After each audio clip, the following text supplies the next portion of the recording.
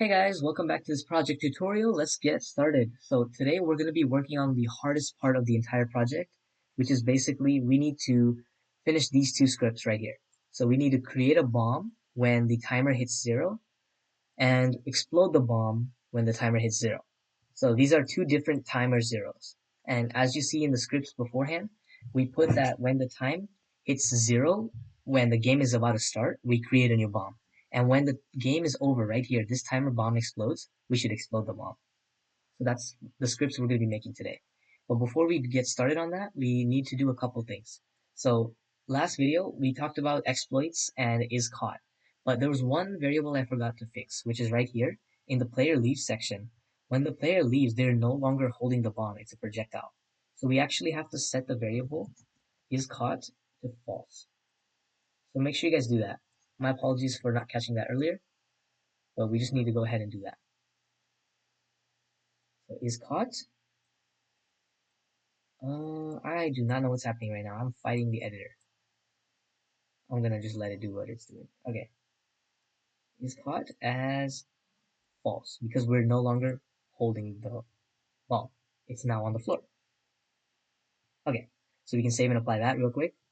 And what we're gonna do now is we're going to create a new bomb. So we don't need any triggers because there's no triggers involved. This is all code. So this is going to be the most programming heavy script in the entire game. And the second most is going to be this one. But I have a feeling the second script's going to be harder to make. So let's create a new bomb first. So in order to create a new bomb, we're going to use a loop. Because what we need to do is we need to randomly give a bomb to somebody. Now there's a lot of ways to do this. And if you guys think you know how to do it, go ahead and do it right now. But yeah, we're going to just continue. What we're going to do is we're going to create a while loop. So while conditions are true. And we're going to keep running this loop until somebody has a bomb. But what condition do we put here? Well, we should make a brand new variable. If bomb is been given, so is bomb given, and this is false at the beginning. If the bomb is given, then we break out of the loop. So we should create set variable bomb given. So this is just good practice right now. You need to always set bomb given to false right before we run the script. So we'll just put that at the top. And then right here, while bomb given is equal to false. Just keep running this until somebody's given the bomb. So we're only going to set bomb given to true if somebody has the bomb. What we're going to do now is we're going to run for all units in the game. So what I want you guys to do is create a for all units in the game loop. Go ahead. Alright, thank you for making that loop. And if you didn't make it, that's okay. If you just want to watch. For all units in the game. So for all units in the game, what we're going to do here is we're going to if, and then this is a math section right here. For all units in the game, we're gonna check if a random number between, I don't know, some two numbers is equal to some number. Alright, let's just use 0. So if a random number between 0 and, alright, you on YouTube, pick a number between 9 and 9. Alright, we'll use 9. So random number between 0 and 9, if it's equal to 0, then just give that person a bomb. There's absolutely no reason why I picked 0 and 9. I just picked them. You could even pick 0 and the total number of players. Let me show you how to do that if you want to do that. Because that's a nice algorithm. But basically, you could just say total players, player count, or human players. Here, number of human players. So you can pick a random number between 0 and the number of human players.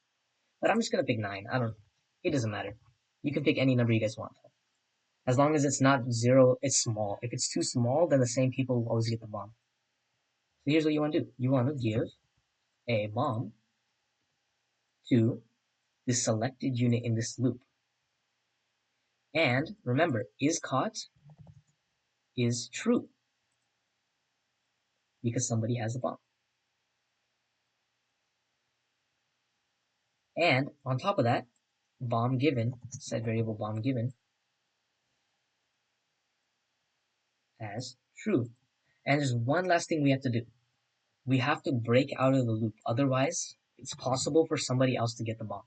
And the reason for that has to do with this loop keeps running until it's gone through every unit in the game. So there's a possibility that the very first unit you ran into got the bomb. But then if it keeps running, it's possible somebody else gets the bomb too. So just make sure you put break out of the loop if they get this number. And there you go. That should be this algorithm. And now somebody should randomly be given the bomb.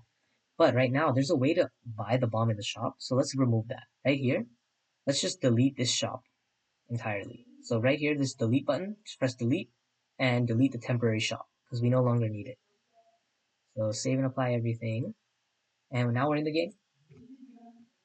So there's no way to explode the bomb, but there is a way to give the bomb. So now when the timer hits 0, it should give a bomb to either me or Sanada. And it's going to randomly give us the bomb. 1 bomb. And you see, Sanada has been given a bomb. And there's no way to access the shop, right? Oh, there is a way to access the shop. So what we're going to do is just republish the game because it looks like the shop is still accessible. So I'm going to republish the game.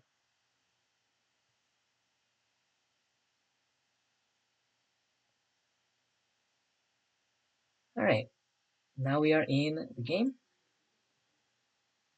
And so now we just have to wait for Sanatum. And what's going to happen is when Sanatum joins, the game is immediately going to start by giving one of us a bomb. And the reason is because of the way we coded it, so that the timer is 0 initially. If you remember that, in the default value for timer is 0. Because of that, it's immediately going to change game state to 1, which means somebody has the bomb.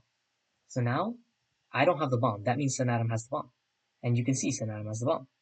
And now, could you throw me the bomb, Sanatum? You will see that when Sanatum throws me the bomb, I end up holding it. Just like that. And if I throw it in the side, it's just on the side.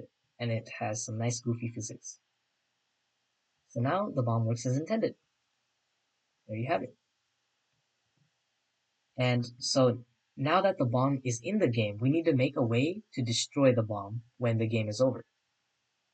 And when the bomb is destroyed, we also want to blow up some players. So let's go ahead and do that now. Let's make an explode bomb script. So first, I want you guys to make 2 loops. Make a loop that's going to destroy all the items in the game, and then make a loop that's going to destroy all the projectiles in the game. Alright, so I hope you guys have done that. I'm going to just go ahead and do that.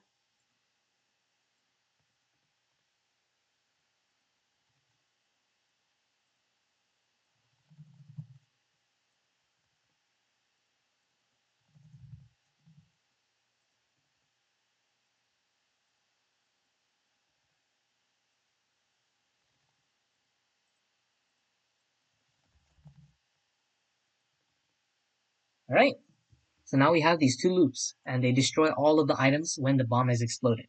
So that's kind of a makeshift way to explode the bomb. It doesn't actually kill anybody, it doesn't explode, but it's a way to show that the bomb is over. So whoever held the bomb last, lost. So what we need to do now is let's create a cool explosion effect. So go over to the projectile section and add a projectile. And then, after you added the projectile, what you want to do is add stationary effect.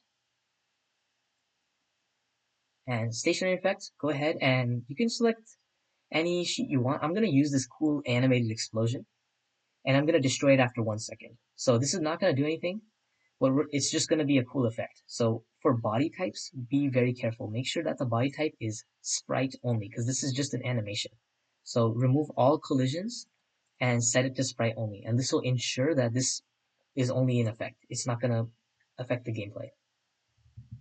So now we have a projectile. I don't think I named the projectile. Go ahead and name this bomb explosion effect. It's good to name the effects explosion and then like effect. That way you know that these are effects, they're not actual projectiles. Alright, so now what you want to do is create this effect at the position of the items or projectiles. So create projectile, create explosion effect at the position of the selected entity. And in this case, the selected entity is going to be selected item. And in the other loop, it's going to be selected unit. So right here, make sure you set these numbers as 0 and 0. If you don't set them as 0, it's going to set as a undefined value, and it might not run the script as you want it to. And make sure, because this is selected item and this is selected item, that you put this beforehand. Never forget that whenever you use destroy, you need to be very careful with all the code around it. And I recommend you just do destroy at the end, unless you need to do it before. But there's very specific scenarios for those kind of things. Right, now go ahead and just pick selected projectile for the other one.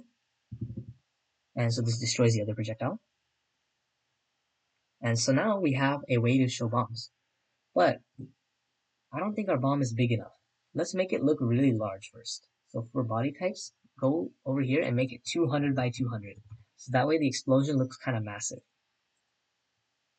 Alright, so now, set item is in the game. Let's go ahead and take a look at what happens to this bomb. We're just going to leave it right there. And let's just see what happens to it. So right now, it's not going to kill anybody because we never added any code to reduce HP. But what it is going to do is it's going to explode. So we should see that happening. 5, 4, 3, 2, 1. And explode. And you see that it created a 200 by 200 sprite. And of course, we always have to be published in order to see the actual image. But now we know that it works for sure. So what we get to do now is we get to start killing the players. So we already implemented in the previous video the respawning and HP. So all we have to do now is set entity attribute value, set value health of an entity as 0. But which entity? How do we grab entities? So this is why this script might be hard, because we have to create what's called a dynamic region. And a dynamic region is a way to kind of have a rectangular region where everything explodes inside of it. Now, in order to create a dynamic region here, we're going to have to do a lot of math. But don't worry, it's not going to be too difficult, it's just a tiny bit. So the first thing we should do is we should go to our bomb projectile, and we should create a new entity variable. And we're going to call it explosion radius. Right? And we're going to make this value 150. So you don't actually have to stream this value to anybody. This is just the internal value for math. So you can set stream to 0.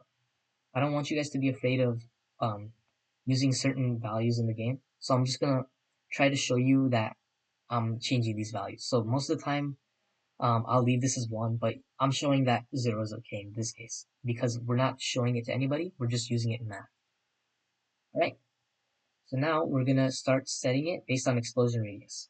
So in order to do this, let's create a dynamic region. So for every item, we need to create a dynamic region. So let's do that. For all units, right? So the reason we're doing all units is because we're exploding units. So for all units in a region. So we need to look for all units in a region, right there. And then in a dynamic region. So we went over this in our regions video, so let's try using it. So if you think you know how to do this, go ahead and put in the values you think are correct for these values. Alright, and now let's go ahead and look at this entity position. So we need to put entity position x value, so x coordinate of position. Which position? The position of the selected item. Or, yeah, so position of selected item. So let me just backtrack a little bit and pause here for a second. See, look, x coordinate of the position of the selected item. And the selected item is the item that explodes. So we're creating the center of this region at that spot. So now we're going to make a y coordinate. Y dash coordinate of position. Right here. And we're going to make entity position and position of which unit? That's right, not a unit, selected item.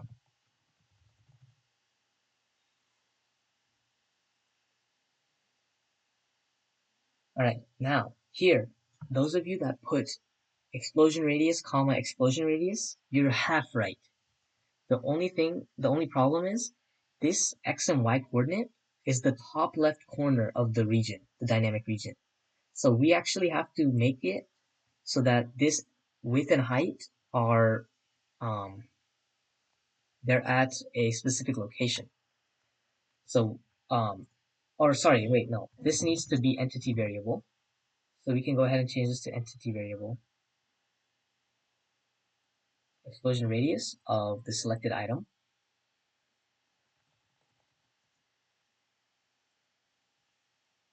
And you can also make this explosion radius of selected item.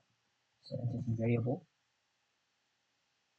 But we need to adjust our x and y coordinates so that the actual explosion coordinates are at the center of the bomb rather than the top left corner.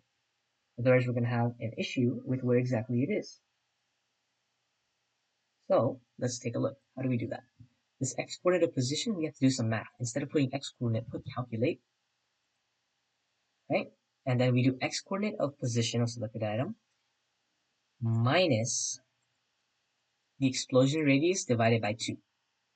So right here, what we do is we do calculate, put a subtract, divide, and on the right side you put a 2.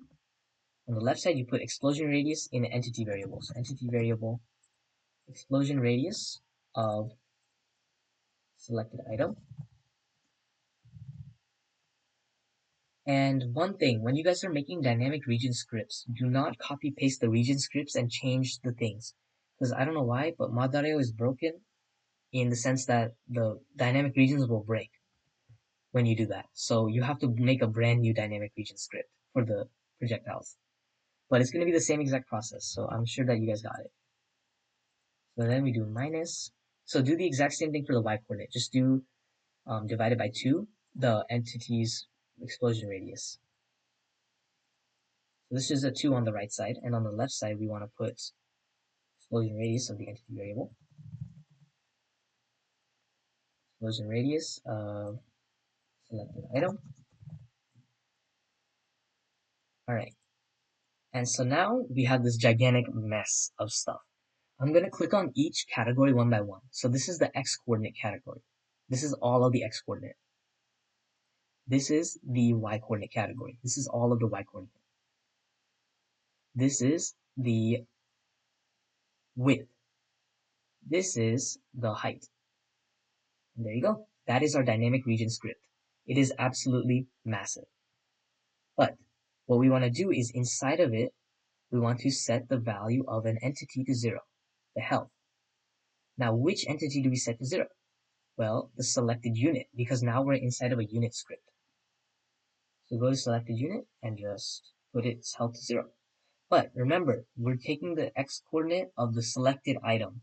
So we have to put this before the destroy selected item. Otherwise, it's not going to work. Now, go ahead and create a similar script for projectiles. So basically, all units in the dynamic region of the position of the selected projectile. And just set their health to 0.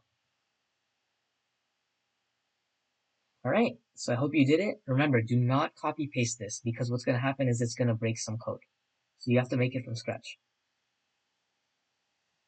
So for all units in region, and I'm going to go by this a little bit quickly since it's similar to the other one.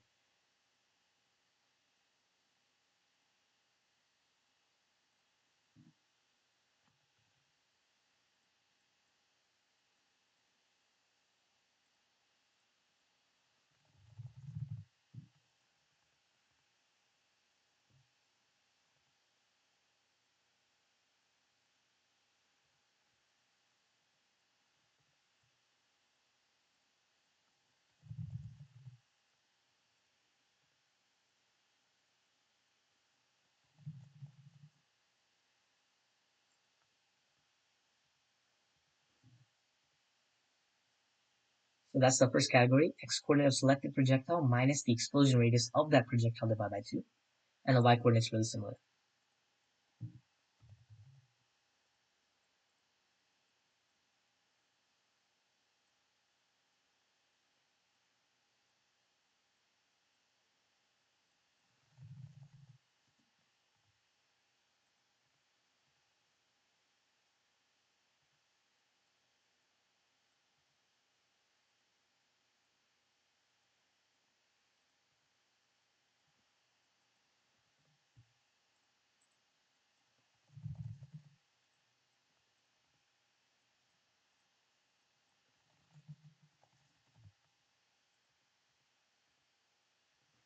Alright, that's two of them, x and y.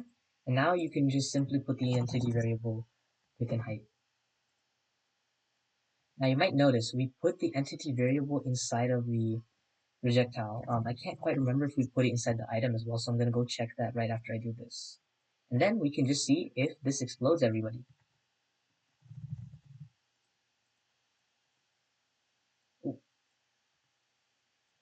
Alright, almost done. Would you look at that? What a humongous script. That's going to do such a simple thing. Set health as 0. Alright, so when I said don't copy paste the loop, I mean the dynamic region, I meant don't copy paste this loop part, okay? You can copy paste the inside stuff though. So yeah, you can save and apply. Alright, and now what we want to do is just make sure that our bomb also has an explosion radius, and our projectile does. And since the projectile is by itself and the bomb is being held by somebody, let's make the bomb half the radius, so it's more fair. If you don't want to do that, you don't have to. But now, let's go ahead and republish since we just wrote some really large algorithms.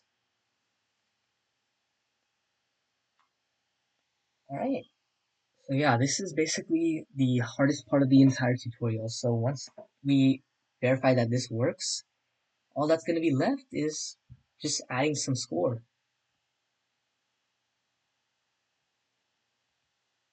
Alright, so we are a single player in this game right now, and we are able to move around really nicely. And all we have to do is wait for the bomb to spawn. So what's going to happen is right when SunAtom joins, as before, the bomb is going to spawn immediately. And as you can see, SunAtom is giving the bomb again. Oh boy, the bomb really loves SunAtom. Here, let's play some catch. We can start playing the game now, since now it's possible for us to start throwing the bomb around. And we can just see that it's just fun to play catch right now. And did you notice that when I got hit, I got pushed back a little bit? And that's because there's some pushback force from getting attacked. And so there's a way to disable that, but I'm sure that for most games, it's a good effect to have. So I'm going to just leave it in this one, since it is kind of fitting. When you catch it, you fall back a little. Look at that, we're just passing the ball around. Alright, now what I'm going to do is I'm going to throw it at this corner, and I'm going to stand kind of near it in order to kind of get destroyed. So SunAtom's going to stand that close, I'm going to stand a little bit farther, just to show that it doesn't blow up everybody. Explosion! And as you can see, SunAtom died, but I did not. So now there's a dynamic region, and it works. So, I hope you guys enjoyed this video, and in the next video, we're going to be polishing the game. So I'll see you guys.